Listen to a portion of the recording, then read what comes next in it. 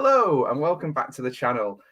It's really unusual that I do a review so close to having watched the film. Last night I watched In the Grip of Terror, the new Amicus film, and I watched it due to supporting them on Kickstarter. I got the access to the digital version of the film. It felt like a lot was riding on this. Well, because I absolutely love Amicus. I'm holding up Torture Garden here, and I think my favorite is probably Asylum. And we'll talk a little bit about this later on, or we'll hear Laurie talk about this himself, the director, producer of this, Laurie Brewster. He'll talk about how he came to make this film from an interview that we did, that myself and Gareth over in Videotasties did quite a while ago. And I think he'll bring together some of the things that I talk about in the review. So that'll be there after my review, and I'm really interested to dig into this. It does feel like there's a lot riding on it because of my own personal love for it, possibly because I've always loved Hammer and Amicus and Tygon films. I was really disappointed with the Dr. Jekyll Hammer. I know it can't necessarily all be put at the door of the new regime, but there hasn't been anything else, and I was kind of like, oh well, I hope that's not the case with this, because well, for one thing, I back them. I'm getting a Blu-ray coming when it's done, and an Amicus cap. And the good news is I did love the film. Spoiler spoiler of what I think about it in my review. I love the film. I thought it was great, and I would say if I didn't, if I had issues with it, I'll be completely open and objective about every film I watch. That did get me in a bit of trouble actually with the Hammer people, even just talking about some of the reviews that they had. But ultimately, art is subjective, and we have to say what we think. And I was on tenterhooks about watching this. I was like, oh, I don't know what I'm going to make of this. But actually, I'm going to take you through non-spoilerific. Okay, so there's not going to be a lot of plot details, but what I'm going to do is try and break down some of the things that I really liked about it.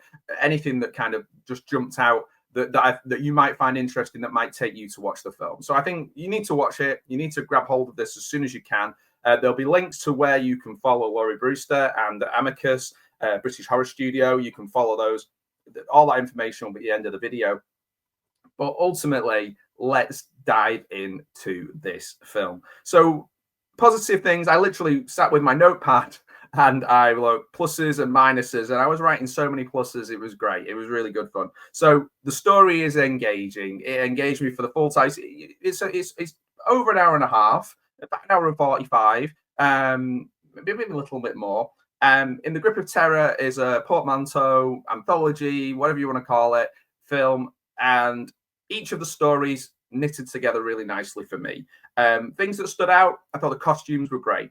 I thought the set design was really good. Obviously, we've seen people who've been following Amicus on Kickstarter or on their Patreon have been seeing this process come together, but you don't know until you see it on the screen, and I'll talk a bit about lighting and things like that in a moment. So yeah, the set design I thought was excellent. The use of the set, the costumes I thought were really good, particularly the period costumes of characters who were non-monster characters. I love the dedication to Milton Subotsky at the beginning, the use of the typefaces and fonts and things like that, that took me right back there. I did get a nice warm feeling watching it from that. Again, I was kind of having a little bit of trauma from watching Dr. Jekyll, and I was, but no, this is 100% different. I think the reason that it is different is the approach taken. And I'm not saying that there wasn't a loving approach. I don't know as much about the making of Dr. Jekyll, but what I will say, I don't want to compare them too much because they're very different. But isn't it amazing? We always end up talking about Hammer when we talk about Amicus. But as Laurie will explain later, there's some key differences there. But I think it's the love and the respect and possibly that romantic approach to Amicus that that made this work for me. So how did that work? Well, even the use of how the lighting was, the filters, the blue filters in certain areas worked really well, and I'll get into my rant about lighting these days in films where we're watching a movie, we do need to, the audience do actually need to see what's going on in dark scenes. We are part is an agreement with the audience that we know we're watching a movie. There's so many modern horror films, literally just a black screen. You can't make out what's happening. And you're like, well, you know, I don't get this. There's no visual engagement, and there's no visual engagement at all. So this works really well. I thought the lighting really added to the feel of it. The score was a tad overpowering at times. However, I think it worked really well in Megan Tremethic's story, the sort of the second one, I suppose, where because I'm talking about the bits where they tie it together as well. So order of it, I'm not 100% sure whether to say it's the second or the third, you know, and different sections of the film. But I thought the sort of the romantic music and score worked better in that one. It was maybe a little bit overpowering in other parts. That's just such a minor niggle, but it's just something that I noticed. It's always good to see Lawrence R. Harvey in films. He feels perfectly suited for this. And you know, I've met him at events. In Manchester once. He did a screening of Human Centipede 2, and he was. And I just got what a charismatic and interesting, lovely chap he was. And, you know, he knows his place within horror, and he's got that classic character actor feel about him that fits perfectly for this. I could see him in Asylum, for example. So this works really well. Let's dive into some other specifics. My notes are so higgledy-piggledy all over the place because I've just got so much to talk about it. And then reading my own writing is another challenge. The policeman made me laugh a little bit because they did make me in the first story. They had a feel of League of Gentlemen about them, but again, that's very British as well, so that works very well. One of the characters, and this is just like a funny aside, I suppose. One of the characters who's like an evil character, shall we say? It reminded me very much of if you ever watch Fist of Fun, when Kevin Eldon plays Rod Hull. And he's like, I am him, and running around with it. It did remind me a little bit of that. So there's definitely a fun element to this. I know that wasn't intentional, but it really good. The special effects and the practical effects, I really did enjoy. The makeup I thought was really good. When the makeup and the lighting matched, and you could kind of see the definition of some of the lines of the characters and the makeup and how that caught the light, I thought was excellently done. When the camera was sort of steadier and more defined about what it was doing, that worked really, really well.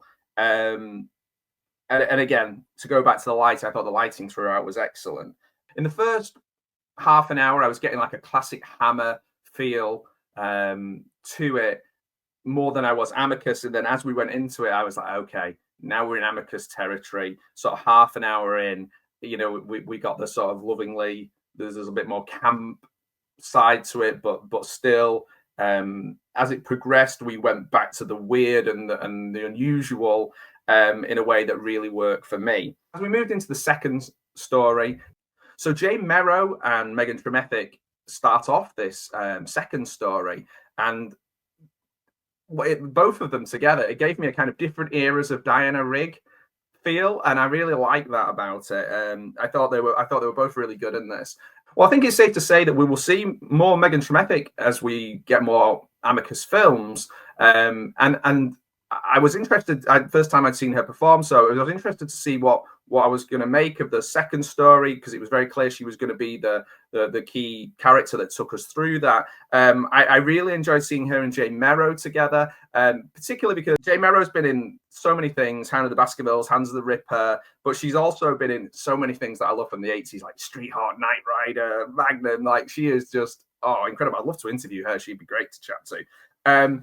But it was great to see those two take us through the beginning of that story, and then it knitted together the other stories really well, gave us more of a defined feel of what's actually happening in this hospital. So I really did enjoy that second story, and that really took me into the world of this anthology. I think it made it clearer to me as a viewer what was going on, and I was like, right, I'm in.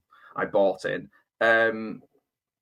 The two porters as well. I know it's the two porters, and there's two kind of that's such a classic trope, but not used as much now as it used to be. Those kind of two hospital porters. It reminded me of a discussion I had with Steve Nallen on our podcast, and I was thinking about this idea of hospital porters, and there's kind of a creepiness of, you know, taking people away and different things like that. And I thought, oh man, Steve would talk for hours on this, and I was thinking he needs to be in this world. Like, he needs to be either writing or acting in this Amicus world, because he's just got such an understanding of of these gothic and horror tropes. And I was like, wow, yeah, it just took me right back to that conversation we had. And as we move into the later stories, I was like, well, I started noticing as well, and this is a real compliment. There was kind of a feel of the singing detective.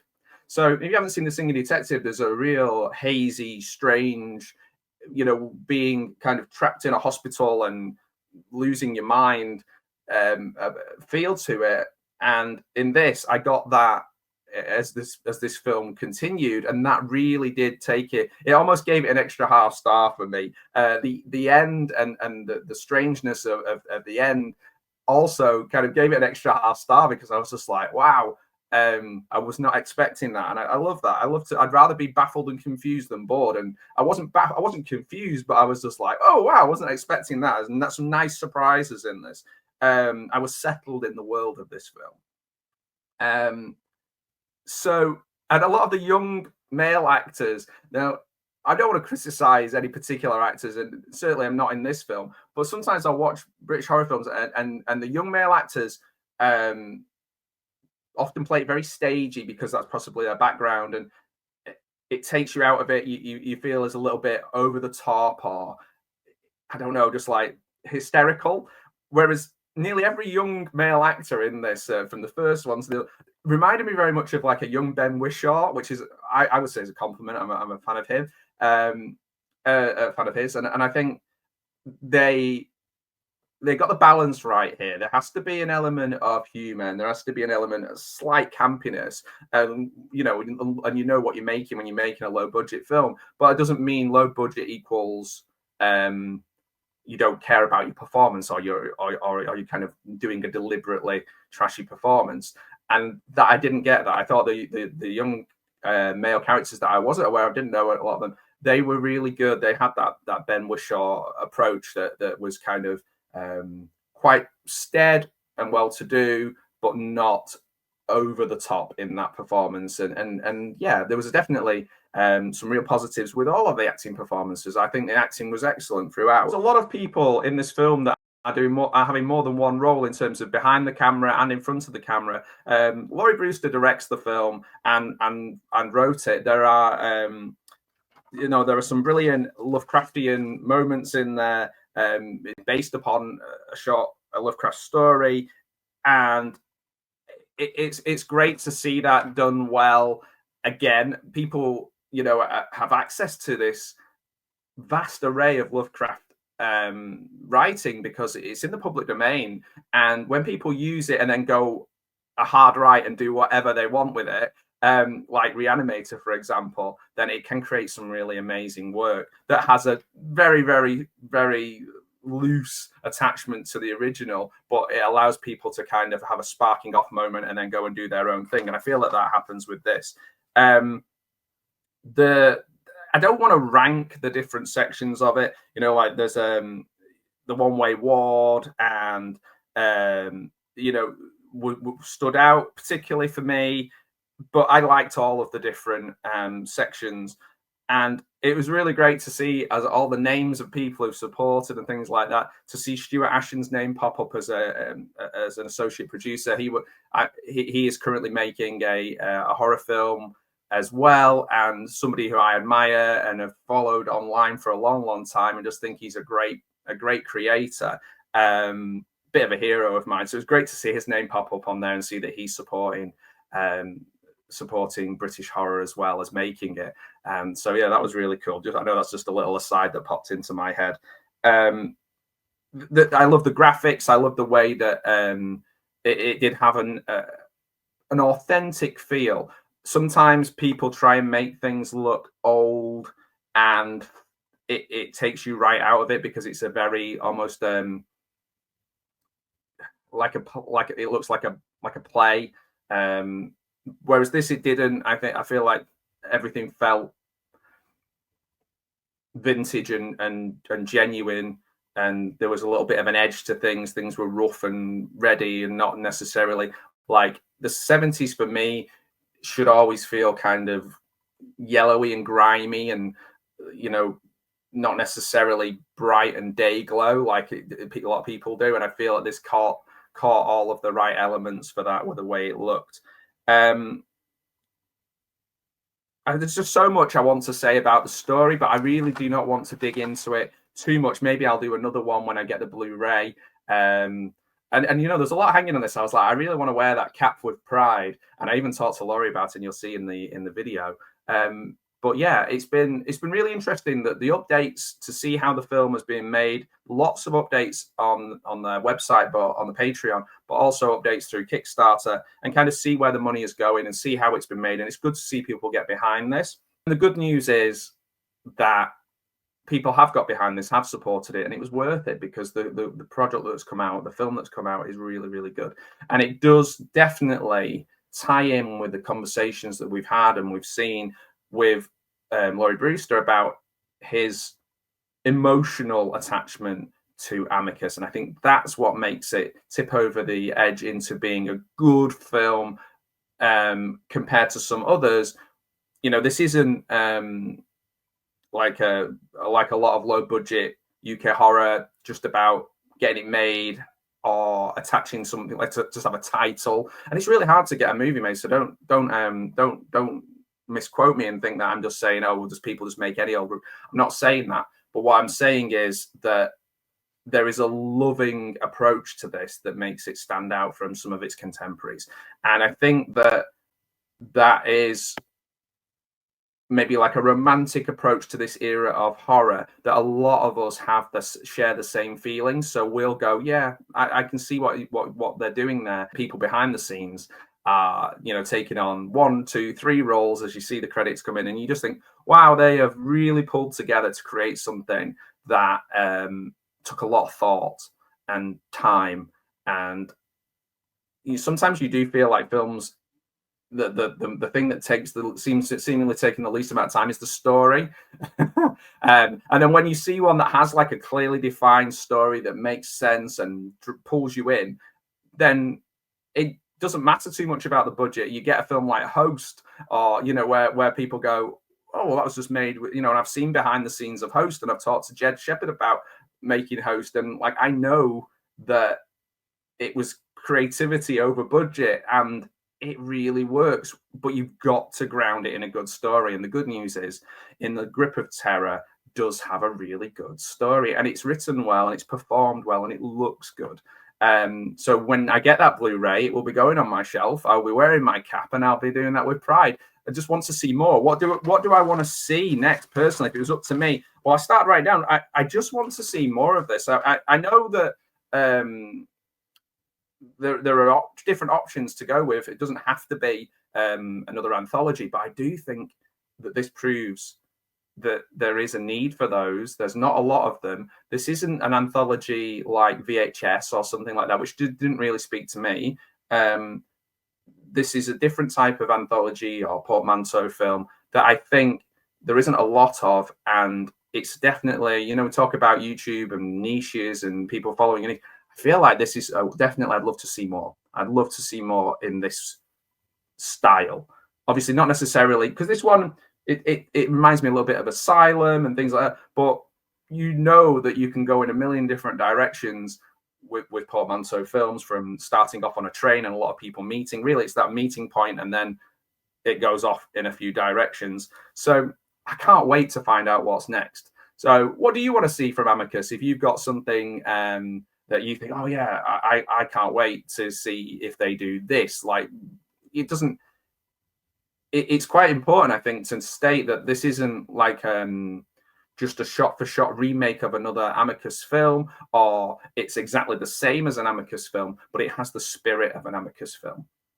And that's really hard to capture, I think, to capture something. I don't think Hammer managed to do it with Dr. Jekyll. I don't think they managed to do it with the Woman in Black, and it's tricky to capture that spirit.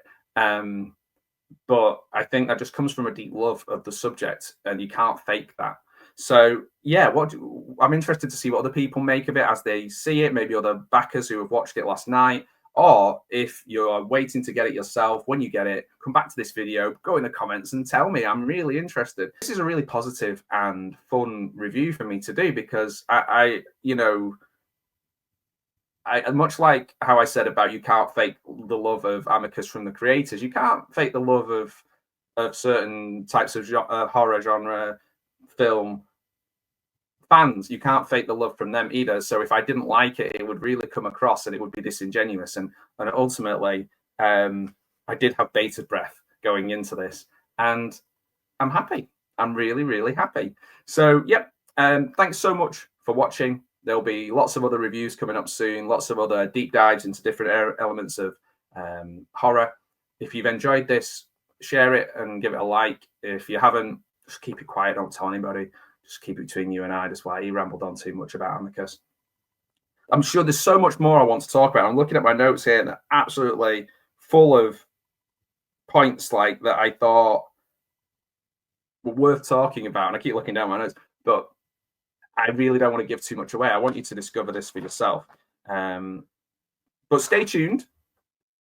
I think what I've been talking about will be explained even better by Laurie Brewster's words himself, because I've just put a few clips together of when we had our interview with him, and I think it just kind of explains how they created this film, how it really did take him or someone like him to do it. It couldn't have just been anyone. And I think as you go through the interview, you'll kind of see why that is and what he brought to it and what his team and his vision and how it was realized, because sometimes we can have a vision and it's very difficult to realize it, but he's managed to get people on board and create this. So yeah, stay tuned, and I'll probably do some amazing edit maybe now. Thank you so much for watching, and I hope to be working with you very soon.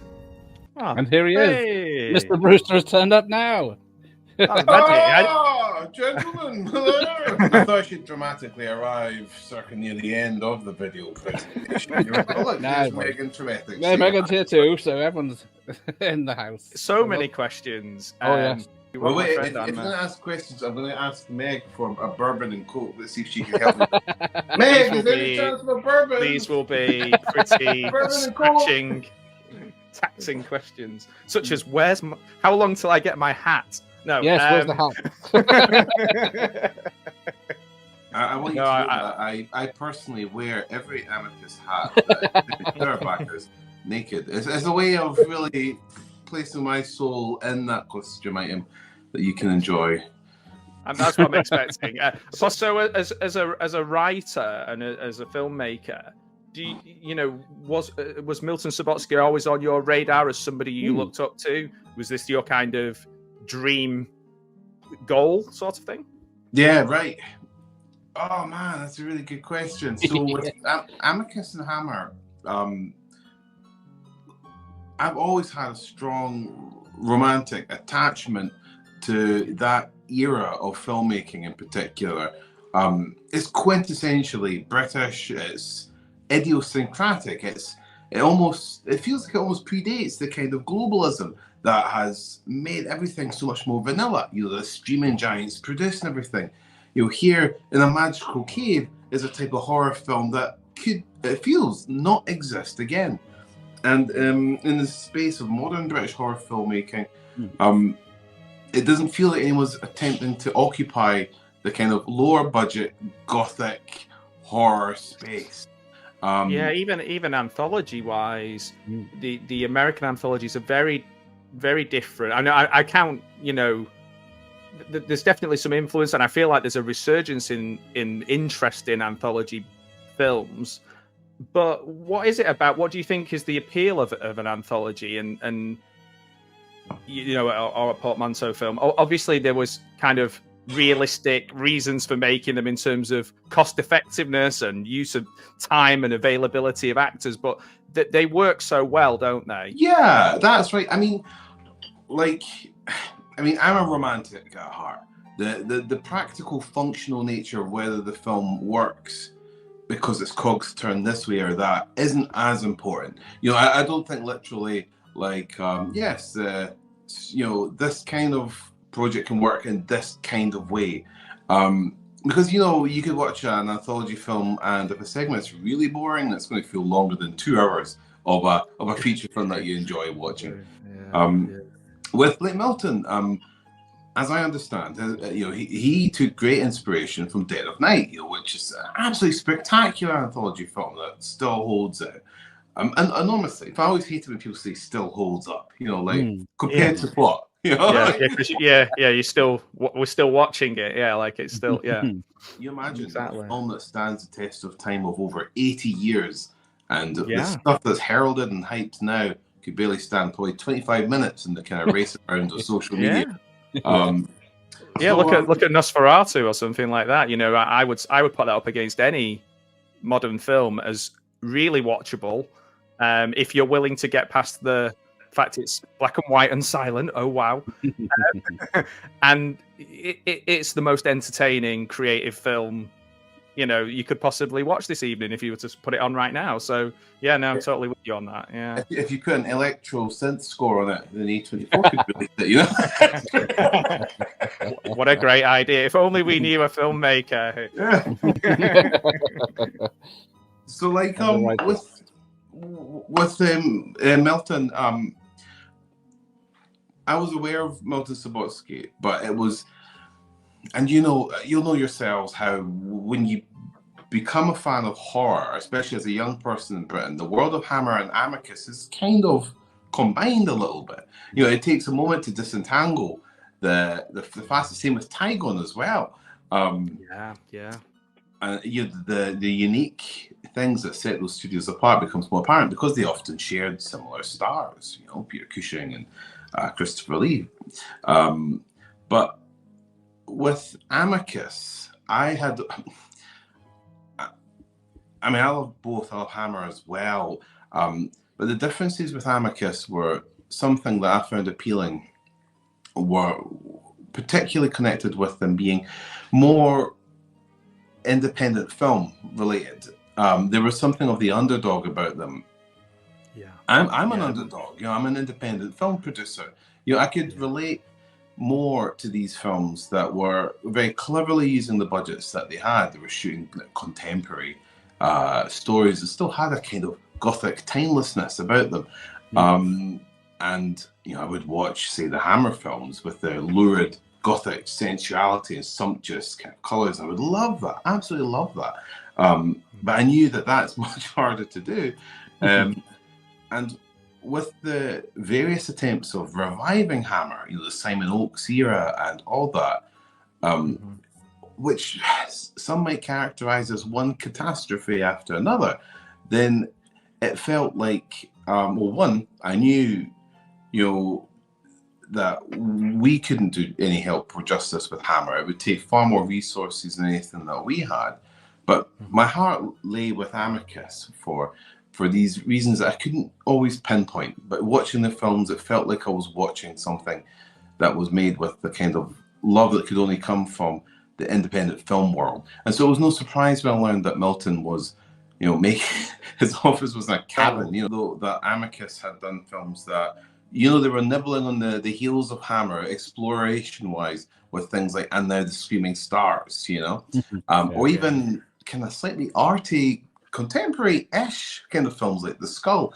So when we're looking at like what we could do with Amicus, you know, we're looking at, of course, the portmanteaus, but we're seeing these glimpses of where they kind of explored, and we think, well, you know what, that's a cool space to explore as well. You know, as we look to revive Amicus.